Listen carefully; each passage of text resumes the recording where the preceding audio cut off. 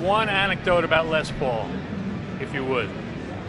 Oh boy, I have many about Les, but I remember being a young kid. You know, I was maybe about 12 years old, and I was in Atlantic City, and my uncle played for Paul Whiteman's orchestra, and he says, "We're going to go see some guitar player."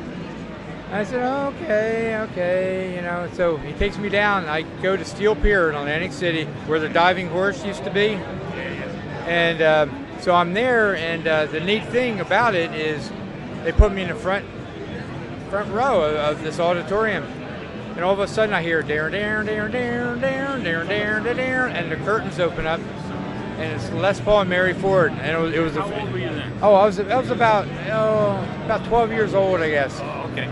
And the real unique thing about it is, after the show, my uncle, they took me backstage to meet Les and everything, and I was asking Les, I said, "Mr. Paul, what's that thing on your guitar, you know, that you're turning switches and everything?" He said, "Son, that's a pulverizer." And it was his Les pulverizer that, and he said, "See that machine back there, that big tape recorder? This box here on my guitar controls that box, that tape recorder, Ampex tape recorder, you know." And I guess he got it through Bing Crosby. Bing Crosby helped him buy it and everything. And then I was saying, "Mr. Paul, how does Mary do the harmony part?" He says, "See that lady back there in the long dress? That's Mary's sister. And she would come to the shows with us and do the harmony part of what Mary was doing, you know."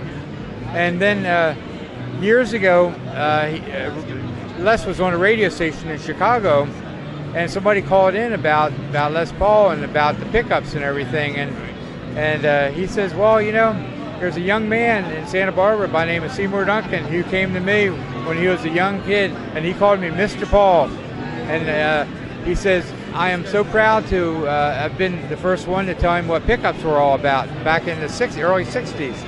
You know, so for me, that was probably one of the neatest things to hear it on radio, him talking about me. And I can send you a tape of this too, so you can hear Les talking about this little kid who was me, you know. And so to me, I'm very proud of that, you know. And Les and I, he would send me, like Capitol Records, he would have them send me boxes of the box sets of all the recordings and everything. And he was a nice gentleman. And so I'm very proud to have known him and to have talked to him many times. And he's just a great man, you know. Thank you. Thank you, Noe. Appreciate it. All right.